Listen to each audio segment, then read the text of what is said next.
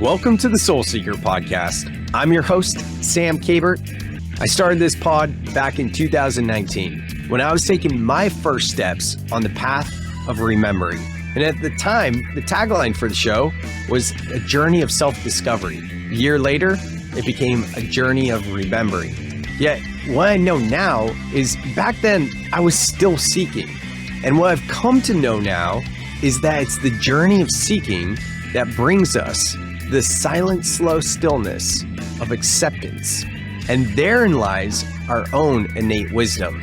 It's my mission now to eradicate the glorification of hustle culture, as it was my drive in entrepreneurship that led to a greater whole, and that's because I was outsourcing my sovereignty rather than looking within. So let this be your invitation to take a deep breath in and remember that at any time we can shift our thoughts and our feelings to create the outer world in which we wish to live.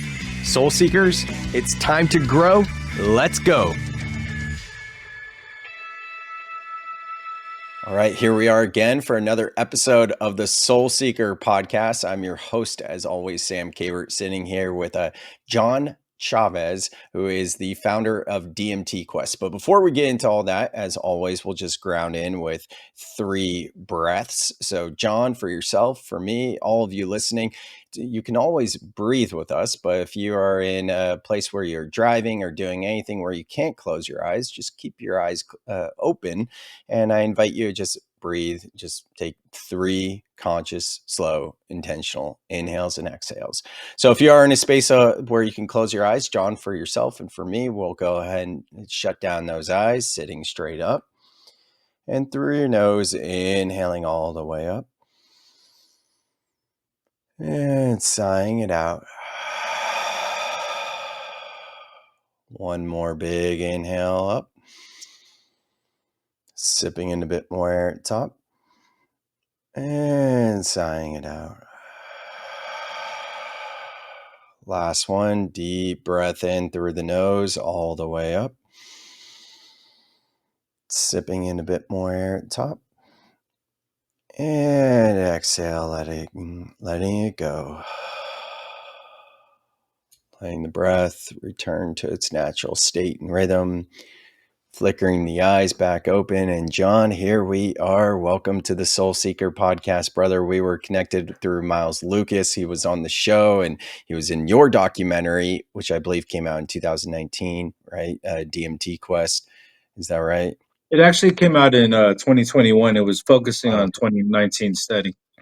Got it. Okay. I knew I had 2019 in my mind for a reason. So I had it in there. Well, for everyone that's new to who you are and what your work is, can you give us just a brief little introduction into your work and how you came to create this nonprofit documentary, and we'll go from there. Yeah, sure. So, I was born in the Bay Area, and I basically had no sort of interest in psychedelics or mystical type experiences for the longest time in my life until I was about 33 years old. And then I had a mystical type experience that changed my perspective on what's possible, and my interest changed drastically. Prior to that, I was having like a healing crisis of sorts. I had a pulmonary embolism at the age of 32. And, after the embolism, the doctors didn't know what caused it. And I basically had to do the Google doctor thing for the next year because even though the embolism had healed up, the rest of my health wasn't doing too well in terms of circadian rhythm. I couldn't sleep well, I couldn't digest well, couldn't even breathe well, just pretty much falling apart. I was only 33 years old at the time. So I did the Google doctor thing, and I ended up inducing like a massive purge of the body, like a cleansing, and that induced a mystical experience that I guess you can call it Kundalini awakening or whatever. I'm not even really sure what that means, but I just attribute that term to mystical type experiences that aren't drug induced or plant medicine based. And that's what I had. I had a feeling of profound electric surges throughout my body, and for whatever reason, my imagination started to have, or my visualization started to have an effect on the body in a very distinct ways. I had no concept of autonomic nervous system control, Wim Hof Method, or any of the research regarding that stuff that seems to have been taking place for about a century. When I started to dig into the literature, but basically, the awakening experience really just got me interested in the human potential and whether these sort of experiences that had happened to others in the past. I'd experienced even things like sort of energy healing. Like I didn't even know that stuff was real. And my girlfriend at the time, during this experience, which lasted about 12 weeks, we had a lot of experience of energy between us, and it really got me interested. It felt like electricity, so I read into the literature regarding like the body electric from Robert Becker and other literature that indicated that humans aren't just a bag of fluid and chemicals. We actually have a layer of electrophysiology within us. And it seems as though during altered states of consciousness, these electrical sort of impulses seem to have an effect on our surroundings. So, yeah, it really got me interested in the human potential and tying in, how to go ahead and explain this to the world. So I had worked in the biotech industry for about a decade prior to my mystical experience, and I'd kept in touch with some of the scientists from that field. And I realized that I thought that they would be really interested in the experience based on, I felt like scientists are supposed to be interested in, strange phenomena and unraveling the mysteries of the world. And it actually ended up being the opposite. They actually, gave me a pretty hard time about it, people that I'd known for about a decade. And I just found it weird because, I really understood that this was the real phenomenon because it lasted 12 weeks and, I was interacting with different people about it all. And I started to dig into, well, I had a cousin at the time who was a medical doctor, and or he was in medical school, and I told him about my experience, and he kind of just brushed it off, and he's like, "Have you ever heard of DMT?" And it was 2013, and up until that time, I'd never even heard of DMT. Right, so the Spirit Molecule, the book came out in the year 2000. DMT, the Spirit Molecule, the documentary came out in 2010. So it was out there. I just not had any interest in it. So I read the book and I get mesmerized by the notion that the spirit molecule is produced within the human body. And I started to ruminate about it on an anonymous blog about the biomechanics of mystical type experiences and the human potential. So I just started writing about it anonymously, about tying in electrophysiology, EEG states, different fluctuations in biochemicals like melatonin and possibly DMT. So I did that for about a couple of years, and after a couple of years, I started to get pretty good at it. And then my ex coworkers actually started to get really receptive to everything I was talking about in terms of mysticism and the human potential. And in the process, I started to realize that I was getting a lot of traction with putting together these concepts of that these things don't just happen randomly in the sense of there are physiological correlates to these experiences and changes in perception and abilities. And then Dennis McKenna caught wind of the blog, and then he invited me or made introductions to invite me to some of the psychedelic symposiums where people are really focused on DMT and entities and things of that nature, and very super normal sort of concepts. And I realized that in speaking with different scientists regarding research regarding endogenous DMT and even supernormal abilities, there wasn't any funding for it.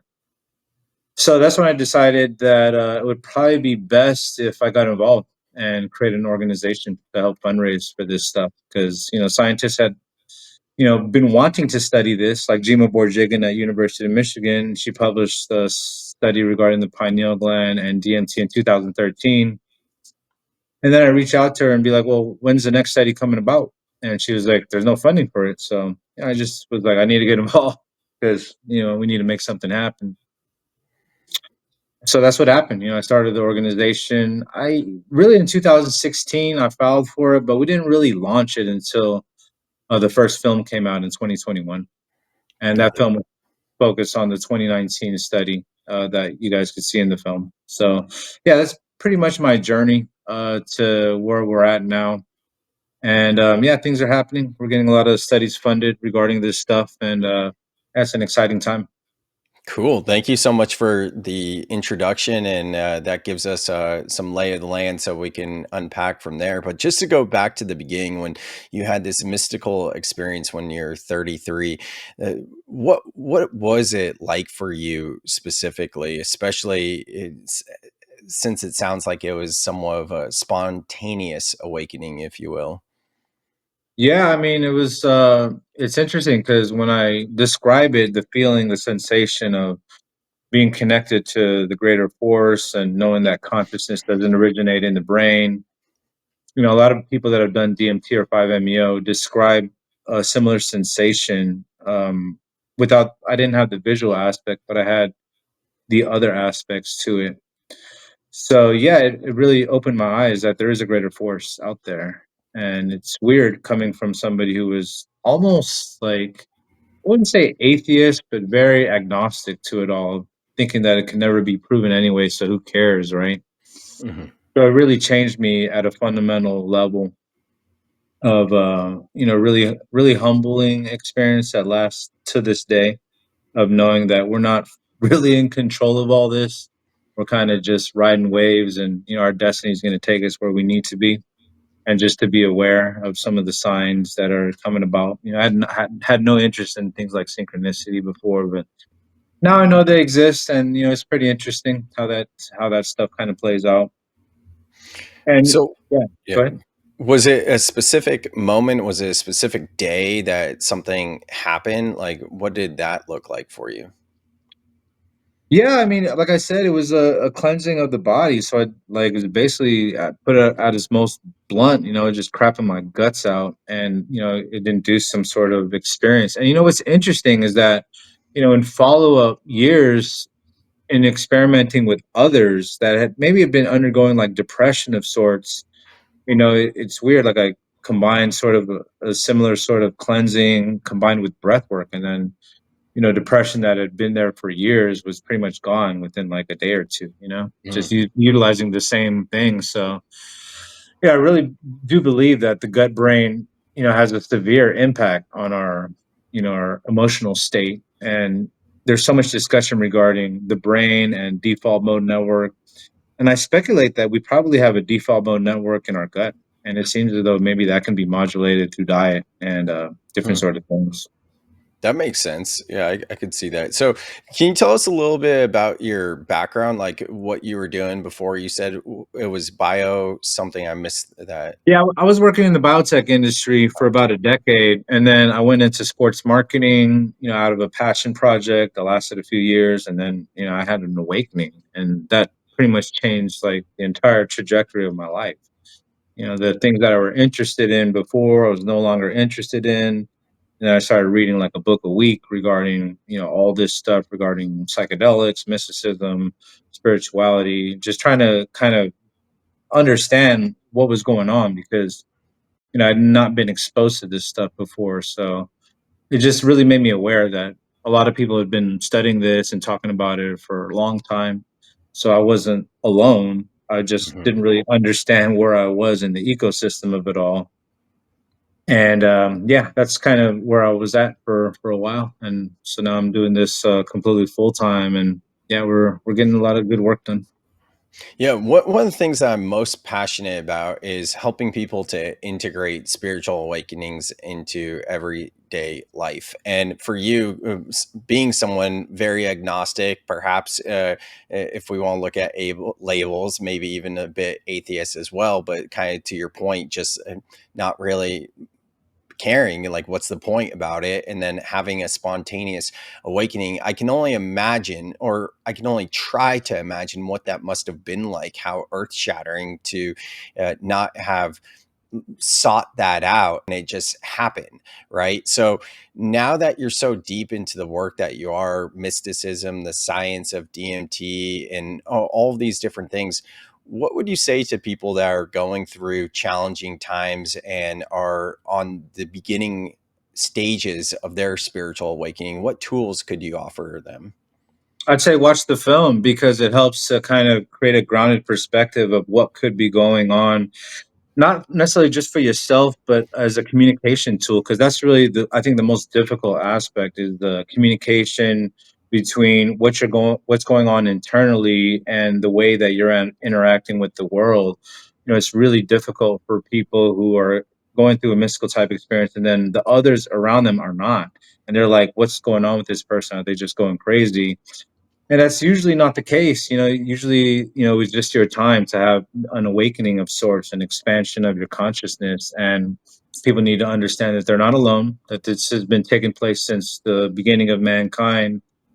And for whatever reason, it could be accelerating now. It's hard to say because I'm immersed in this space, but it seems as though there's some sort of phenomena going on that's accelerating these type of experiences. So yeah, just I would say to people to know that they're not alone. This is seems to be a natural process of maybe even our evolution as a species to have these awakenings, and that there is some research going on regarding it to ground it, to create.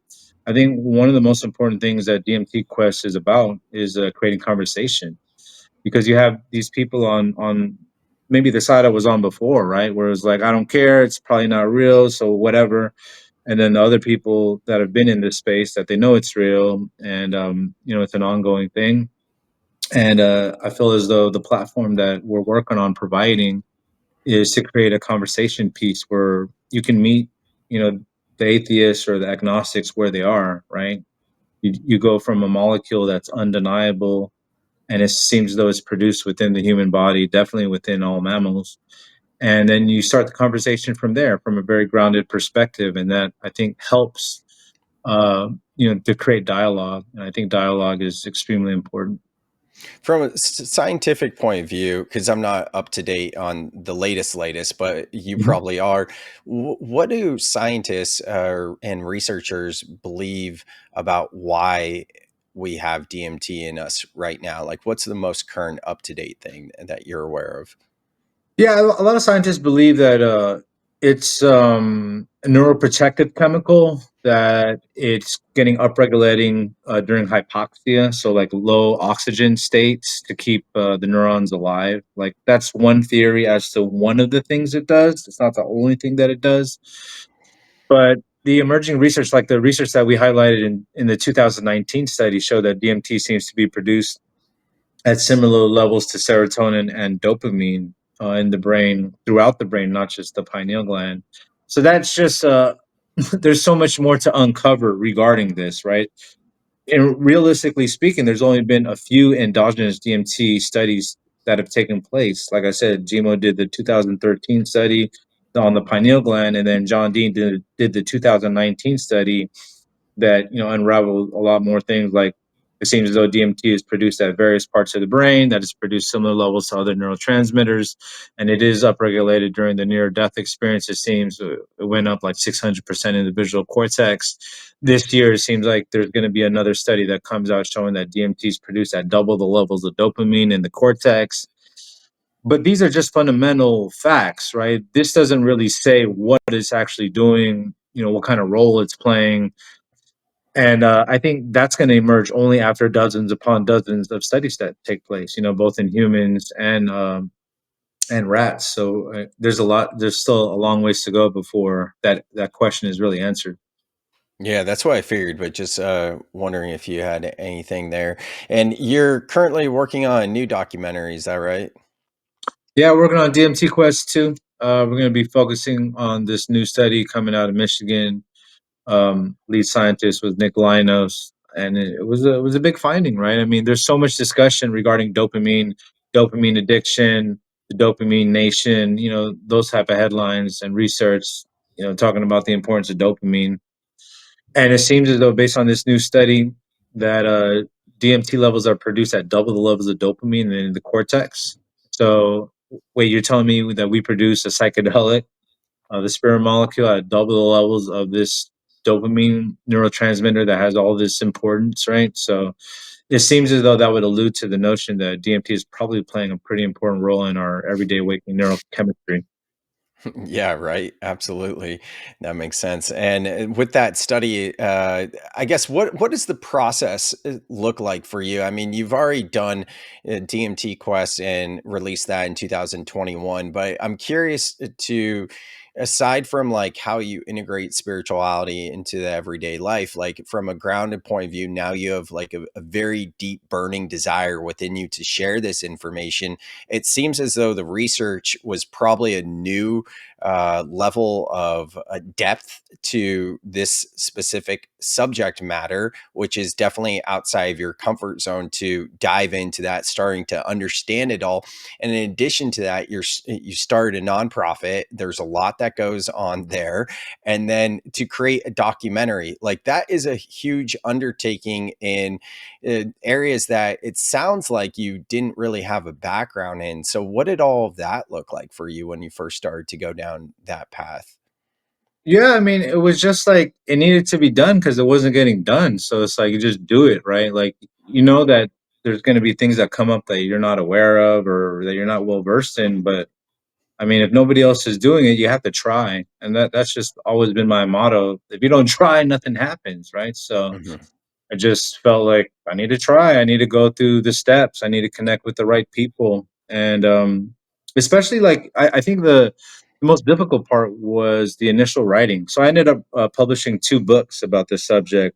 They culminated from the blog, but it was encouraging because I had scientists that had been in the space for a long time, like Dennis McKenna, like offering lots of words of encouragement. You know, he knew that I wasn't a scientist, but he would go around telling people that I was self-taught neuroscientist, which was, getting me in trouble with some of the hardcore researchers out there, but whatever.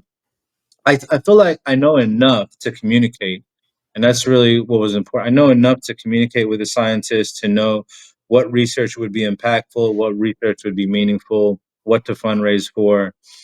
And yeah, I mean, I encourage people to try to learn as much as they can on their own and not to feel like they're limited by, maybe their traditional background or whatever. Because I mean, we're in the information age, right? We can connect with people like that over email, introductions, but you got to put the work in.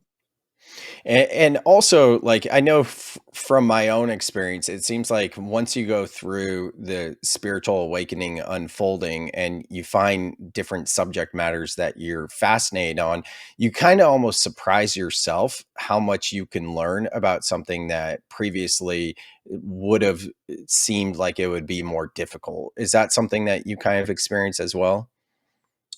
Yeah, absolutely. And just like you did in when we started this, the breathing, the three breaths. I encourage people to learn and breathe at the same time because it seems as though there's Mhm. something about the breathing pattern while you're learning that can open up your psyche to more information and more connections. I feel like that is something that is not well known field of learning, but there is some literature indicating that breathing in a certain pattern, like through your nose, can allow you to kind of ingrain information in your brain in a more efficient manner to make connections. So, yeah, there's just like little tricks out there that people aren't aware of. And it's interesting because, you have the breathwork sessions and then you have, very sort of like just research based, kind of like on the computer stuff. But there should be like a combination of utilizing this to, help this. Have you ever felt overwhelmed by emotions and unsure how to move through them? Sam created the Breath Club to help you find calm and clarity. In this free online community, Sam teaches how to regulate your nervous system through breathwork and process emotions effectively. Did you know that most emotions only last 90 seconds when you fully allow yourself to feel them? This is called the 90-second rule, and it's a powerful tool backed by science for emotional healing. Each week, Sam hosts live calls to guide breathwork practices and create real connection. You'll also get access to an online course and pre-recorded breathwork videos.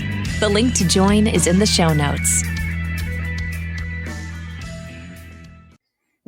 Yeah, I wrote about that in my recent book, Overcome the Overwhelm. Like, as you're reading this, notice that you're most likely holding your breath. I mean, we all do it when we're reading, we're holding our breath. For me, when I'm typing an email or writing a blog or a book or whatever it might be, social media posts, something as small as that, whatever it is, I'll be like, oh, I'm doing it again. I'm holding my breath. And it's at that point we have that awareness so that we can choose to respond versus react. Because usually the evolution seems like we start to shame ourselves, we start to guilt ourselves and be like, oh no, I'm doing it wrong. I'm doing it wrong.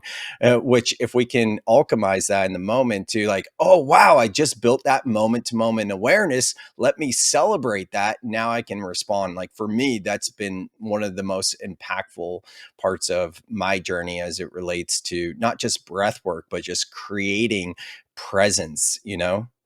Yeah, absolutely. It's super important. That's great that you're writing about that and spreading that message because you'll see that if a society holds their breath, they're anxious. That's just what it is, right? I mean, they've done research showing that if you just expose somebody to carbon dioxide, you can make them anxious. What do you think is happening when you're holding your breath, right? The CO2 is building up, hitting that sort of panic button in your brain, and it doesn't need to be there. All you need to do is, take 3, 4, 5 deep breaths and, smooth it all out. Yeah. And there's the 90-second rule as well. Are you familiar with that? No.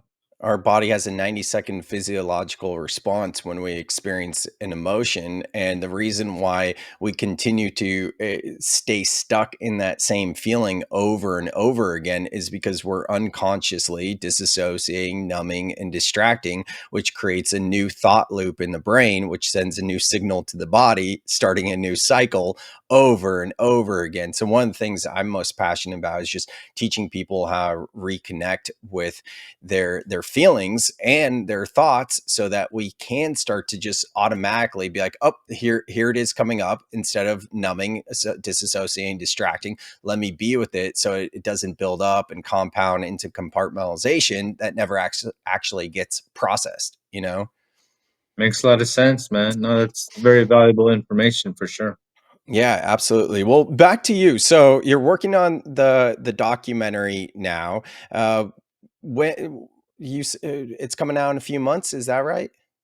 Realistically, we're in the middle of it right now. We just did some interviews, and realistically, we're probably looking at July, like late July, just to keep it safe. Maybe even August, but ideally July. And ideally, we'd be done with that one and working on episode 3 as well. Episode 3. Cool. Amazing. What else can you tell us about what you're working on these days? Yeah, so we've been facilitating a lot of research within the past 6 months. Really, we funded some research at UC San Diego regarding imaging DMT, endogenous DMT in the human brain. That's never been done before. So they've measured DMT in like the cerebral spinal fluid and blood and urine, but it's never actually been imaged in the human brain. So I think that's a pretty interesting project that Dr. John Dean's a part of. He was the one who was featured in the 2019 study. He's not doing animal research anymore. He's doing human research.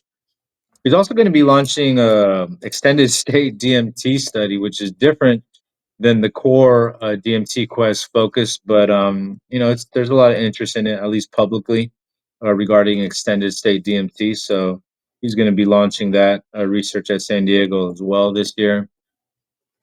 There's another group in San Diego that's going to be looking at the.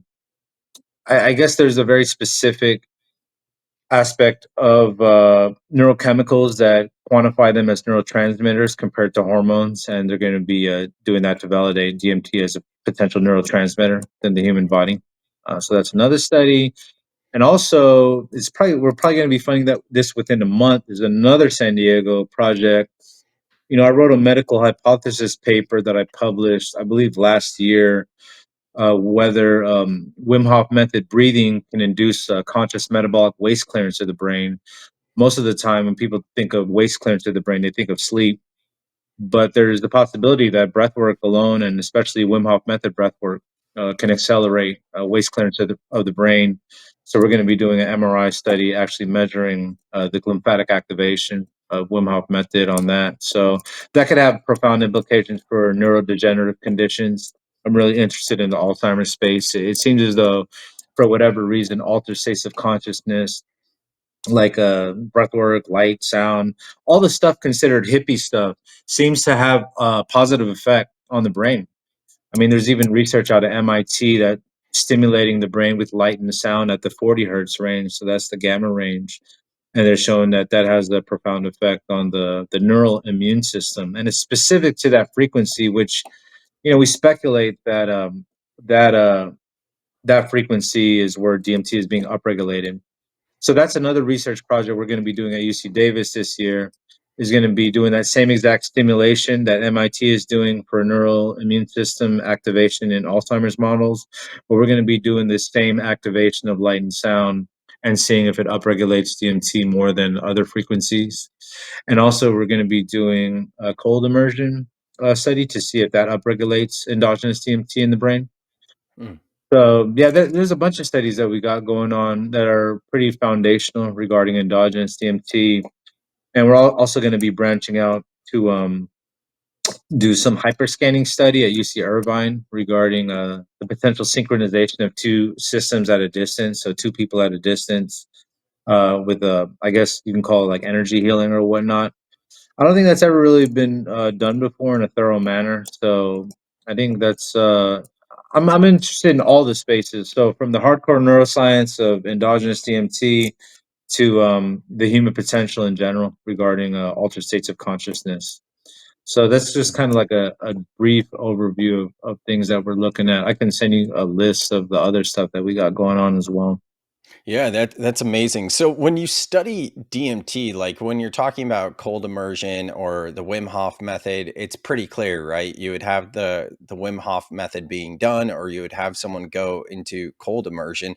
But for some of those other studies, do you have them do a certain form of breath work, or how are you how are you actually studying DMT? I don't have a scientific background at all, so I'm just like I don't know how that works, you know? Yeah, so for the animal research, like let's say the cold this is going to be animal research. So they do what is it called? Live microdialysis in the brain. So live microdialysis, they have a probe in the brain that takes fluid samples of the extracellular fluid in the brain, and then they run it through a machine to go ahead and measure like all the neurotransmitters. So you're talking about serotonin, dopamine, like dozens of them, and then they're going to include DMT in there to see the fluctuations. So yeah, that's the way they're going to do the cold study. That's the way they're going to do the frequency study. In terms of John Dean's measuring DMT in the human brain, it's a novel technique. It's a cutting edge technique that I don't think we can really talk about too much publicly, but it's something that's going to unfold, and we're going to go ahead and showcase that in the films once it happens. Cool. Yeah, I was just wondering if like if it were humans, a person, because I think you had Miles do that in the documentary. He's a Wim Hof instructor. For anyone that isn't familiar with Miles Lucas, he was on the podcast. He has a company called Breath Fitness. He specifically really helps people to increase their endurance, their stamina. Highly recommend connecting with Miles. He's an incredible dude. But you had him going into a facility doing a certain style of breath work and then measuring that. So I was just wondering if it was anything similar, but it sounds like you don't need to get like a person or the animal in that state to study DMT then. In certain cases, yes. Like for that specific pilot run, that was just measuring the EEG, so the electrophysiological changes in the brain that coincide with the breath work. And there's the hypothesis that when you do intense breath work like that, it upregulates the faster brain waves, the gamma waves in the brain. And there's a speculation that that brainwave specifically, or the faster brain waves, coincide with the upregulation of endogenous DMT. So, like I said, we're going to be doing some research in terms of brain entrainment with that in animal models to verify whether that's the case or not. So, there's a lot of things that are speculative, and you need to take the necessary steps to go ahead and prove it. So things go from hypothesis to data driven. Mhm. Let's take it back to yourself in terms of like personally and spiritually, like walking away from the nonprofit and the science, like just from a, an everyday perspective. What's your life look like now? It's probably been 15 years or so since that first mystical experience, give or take. I'm not sure exactly, but it seemed like that was around the math. Yeah, yeah. Yeah. So, like spiritually, personally, emotionally, like how has your life transformed outside of the nonprofit and the scientific research? Yeah, just gratitude, right? Like gratitude to be on the journey. Um, yeah, you never forget like what this is all about. I mean, it's such a humbling experience that you just have gratitude for everything, even like things that don't work out, like health wise. Like if you're having like some sort of health complication or whatever, I feel as though to maintain a level of gratitude throughout the good and the bad is key. I feel like I look at life as it's a journey of spiritual growth, emotional maturity, and that's what we're here for. We're here to evolve as humans and have either we level up or we stay flat or we level down. And it seems as though there's information indicating that maybe even concepts like reincarnation are real. It sounds far fetched, but if you look at the totality of consciousness, potentially not originating in the brain, the University of Virginia research, all the experiences people have under psychedelic experiences, near death experiences, hypnotic states.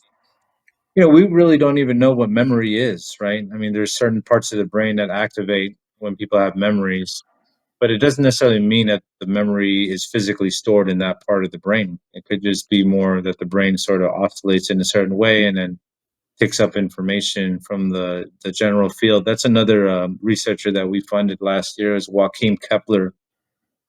He's a physicist out of Germany who's created a very elegant theory or a comprehensive theory about consciousness and how the brain interacts with the 0 point field or whatnot. And that's pretty much dictates all our experiences. So I subscribe to that. I subscribe to that theory and that perspective of life that it's not all about our brain, it's not all about that. It's this is a spiritual journey, and yeah, just maintaining that. Just like I said, it just comes down to gratitude. I think to keep it at its most basic and simple, to keep that. Yeah. It's interesting to me just hearing you speak, being the founder of DMT Quest and your life's work being so dedicated to DMT. What makes you say that reincarnation sounds far-fetched? I would say to others, right? I mean, I'm in the space of Okay. completely far fetched, but to others that haven't really dug into all the literature and what might be considered evidence of that, yeah, it might be a lot of things would be far fetched to them, But So, not to you. nah, not to me. I'm into the Okay. wildest. I'm into the wildest stuff you could ever think of.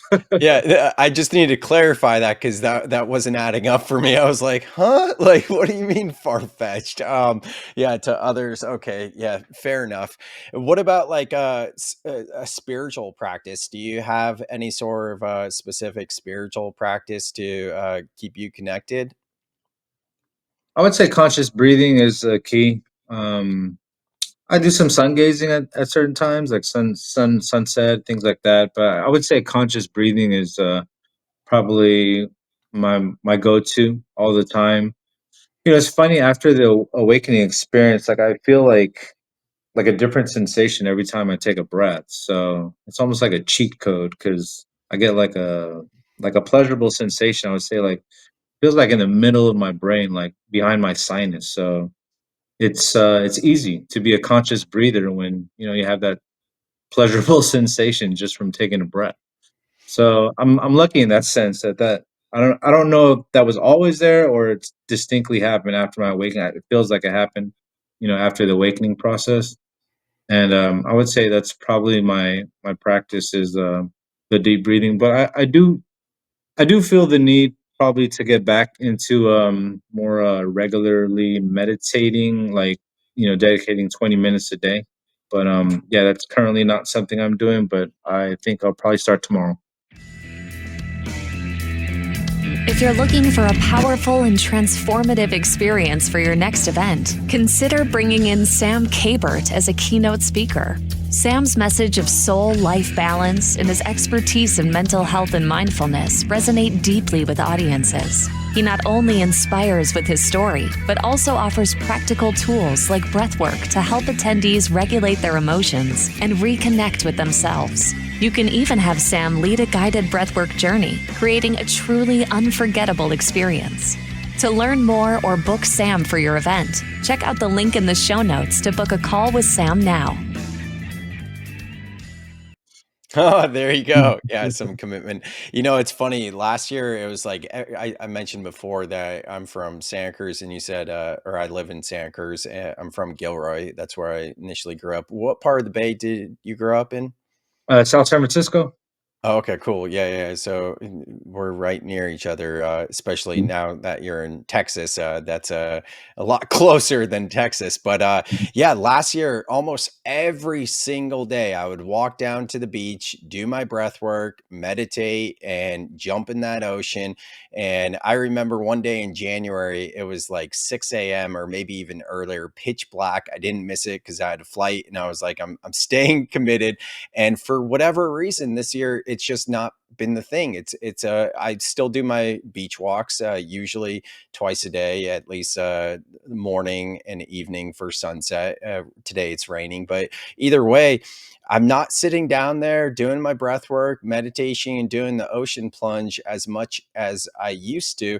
And it's just interesting to see how things fluctuate, and sometimes it is as simple as just bringing that awareness to it and be like, maybe that is something I need to bring back, or maybe it isn't, right? Because we can put that pressure on ourselves. And I know for myself early on this path, it was like approaching all the things that I thought I quote unquote needed to do, like, let me do my breath work, let me meditate. After that, I'll journal about my experience. Then at some point, I'm going to get my apple cider vinegar with lemon water and Himalayan salt in, and just all the things, check, check, check, check, check. And I think for a lot of us that are like in that human doing, going to a human being, we approach becoming the being with the doing.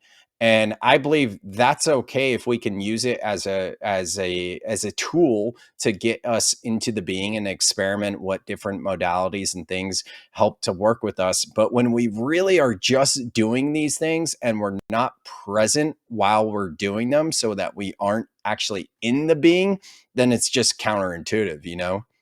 Yeah, no, I completely agree. I mean, I got a cold plunge, and sometimes I'll just get in and not even think about it, and then I get out, and it's like, okay, whatever. Like it didn't really have like a. I guess if I was more consciously present in it, then it would have had a more profound effect. But you can go through the motions of these things, like you said, not be conscious about it, and like they won't have like the as profound of an effect. I was just with a great sound healer from New York, Alexander Tanis. And the one thing that he brought to my attention was the concept of very intense listening. So you can hear something, right? Like there's if you put like music on, you can hear it, but it doesn't mean that you're actively listening. And there's a very big difference between like actively listening to every note, taking it in, sinking it in. And that goes for everything, right? It's not just sound, but it's an interesting thing to observe around the South for sure. That reminds me of the scene when White Men Can't Jump. You've probably seen that movie, right? Yeah. Yeah, with Wesley Snipes and Woody Harrelson. And what is it? Does he say, Are you hearing Jimmy? You're listening, Jimmy," something like that. But Yeah, yeah, yep. I know yeah, exactly what you're talking about, and that's real I stuff. I always loved that scene when I was a kid. I mean, I love that movie. White Men Can't Jump is such a great film for sure. I recently saw this straight up wizard. This guy, Peter Evans, down in Santa Monica. He's like a straight up wizard. It's wild. But I saw him a few weeks ago for the third time in the past few years. And that was one of the things he was talking with me about in terms of listening, and to have a 360-degree perspective of our listening. And he was talking about with like vision, we have like a 90-degree angle with our vision, but with our hearing, it's 360, and to really pick up from all the different angles. So I love that you brought that up. Yeah, speaking of 360-degree angles, one of the other studies that we're going to be funding this year, I don't know if your listeners are comfortable with telepathy tapes and all that other stuff, but we're actually going to be supporting a blindfold perception. And I have a friend, she's a Harvard graduate. She had a spiritual awakening. kind of similar to mine. And then now she's, Chinese medicine doctor, and she's also teaching children how to perceive blindfolded. And it's interesting because, these kids can see blindfolded. You put, images or whatever in front of them blindfolded, they could see it. But, some of these kids actually have the ability to see behind their head when you put things behind. So, yeah, there's something about our ability to perceive sound and possibly other things in a 360-degree manner. I love all that. And I have a lot of friends who are into the telepathy tapes. I listened to the first episode or two, and I couldn't personally get into it because I'm not as much into like data and all of that. I'm like, yeah, no, I've had my own experiences and I 100% believe it. It's just not like where I wanted to put my time and energy. It didn't captivate me in the first two episodes, but I know so many people that love the telepathy tapes. That said, there was an experience a few years ago. I was part of this like spiritual mastermind, and we were divided up in a few different groups. And I was at one of the coaches' houses, and one of my friends was at a different coach's house, like just doing something that we were preparing for the mastermind. It's not important. And then no medicine. I should also say no medicine involved, no breath work or anything like that. It was just we had some sort of competition thing, and we're just preparing that way and working as a team. And when I went back to the Airbnb with a bunch of the people I was staying at, my one friend who was in a different quote unquote team or house, she mentioned how something happened and she just needed to take a breather, and she went to sit underneath this tree and she closed her eyes and she described in detail everything that we did at that house and what I was doing in extreme detail. And I remember in that moment, just like tears coming down my eyes. And she's like, "Why are you crying?" And I'm like, "Because it's so beautiful." Like when you experience these moments of astral projection or whatever it might be, for me, I love the data and science so that we can reach those people that you're talking about. But for me, I just love being so immersed in those experiences myself. Yeah, that's awesome. I mean, everybody has their job in this world, and I feel like that's really what we're here for. Everybody plays their part, and yeah, these things are real. There's magic in the world, and I think that was another thing that was really humbling, and also almost brings you back to like a childlike state. Wait, magic? Like this stuff is real? Like, wait, what?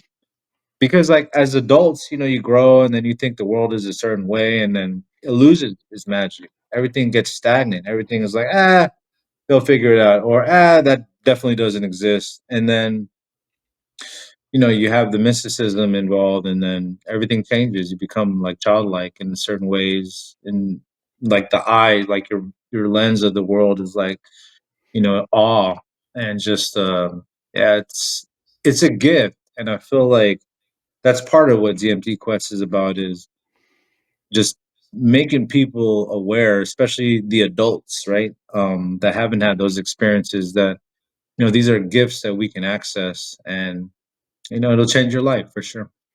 I can't agree more about the magic and the awe of the universe and even this human experience. In my keynotes, one of the last slides I often put up is just a picture of a pelican. And then I ask the audience, like, what do you see here? And I hear bird. I hear bird a lot. It's great when someone says pelican. Bird's kind of funny. But then I ask them, does anyone else see a pterodactyl here or just me? And then I go on to about like labeling things like, oh, that is XYZ. And it takes away the curiosity and the awe. And then specifically with pelicans, I mean, when you see one of these magnificent birds, I mean, it's just one of those reminders that the magic is real and dinosaurs exist. And it just always puts me in that state. And I mean, I see pelicans almost every day when I'm in town here for the most part, especially if I'm out in the water surfing. But there's another movie that's great called Onward. Have you seen Onward? No, I haven't. What is that about? Yeah, it's a Pixar film, and to get the gist of this, like all you really need to watch is the first 2 minutes, and it's about all these mystical beings, unicorns, fairies, elves, wizards, all of them, like all of them, and the movie starts out with just they're in so much flow with the rhythm of life in the universe and their magic and all of that. And then somehow they get introduced to technology. And then over the next minute, it shows how they're like there's wizard trying to cast spells, but his spells aren't working. And all of these mystical creatures that start to lose their magical powers. And the whole movie is about them just being like these mystical creatures, but as humans, they don't have any of their powers. They've lost them all. And in that first 2 minutes, it really sets the tone for everything that we were just covering here. And this, and the awakening age that we're going through is a reconnecting to the universe at large and our different powers, like you were talking about with the telepathy tapes or the study with the children with the blindfold and knowing what's going on behind them. So it's so cool. Yeah, it's wild times. I mean, that's why I think that I DMT Quest is going to still focus on the hardcore science aspects, but I think we're going to start to dabble more into, the human potential and the magic stuff because I mean, you have the whole psionics thing with the UAP stuff that's going crazy, right? Like you have legitimate guys talking about whatever meditating to connect with the UFOs. So that's like its own thing that's going big. Like we said, telepathy tapes is going big. We just had a Joe Dispenza event where people are inducing spontaneous remission of disease via altered states. I think, like I mentioned earlier, the altered states having a healing effect on neurodegenerative conditions and maybe could even help address things like Alzheimer's disease. So you have like a lot of storylines emerging that are pointing to the fact that magical states of consciousness are definitely on the forefront of a lot of people's minds now. Were you at the progressive retreat or the 7-day? I was at the one in LA, the progressive. Oh, sweet. I was there too. Yeah. Cool, man. Yeah, it was a good crowd. Yeah. Yeah, 5,000 people. yeah, a bunch of people, and yeah, they're doing it up big, and they're continuing right all over the world and spreading the message of that. I'm a supporter of Dispenza and Wim Hof and pretty much everybody in the space of human potential and magic. So yeah, I love to see it. Cool. So good. Well, thank you again, John, for taking the time. For everyone listening, you can go to the show notes. I have the website for DMT Quest there, John's Instagram too. And of course, the documentary that came out in 2021. You can watch that for free on YouTube. Makes it super easy to stream it to your TV or what have you. John, thank you so much for taking the time to come on the Soul Seeker Show. Thanks so much for having me, Sam, and looking forward to connecting in the future. And all your listeners, look out for DMT Quest 2. It's going to come out in the summer, and we should have more interesting information for y'all. Awesome. Thanks so much. Thank you so much for listening to the very end. I hope you enjoyed this episode just as much as I did. I really enjoyed talking with John, learning more about what he's up to with DMT Quest. And if you want to go deeper with John, see what they're up to, you can check out the website. You can go to their social media. There's a link in the show notes as well to watch DMT Quest if you haven't seen it. If you want to go deeper with me, the easiest way to do so is to join the free Breath Club. You can find all the information about the Breath Club in the show notes. Other than that, I will see you on the next episode of the Soul Seeker podcast.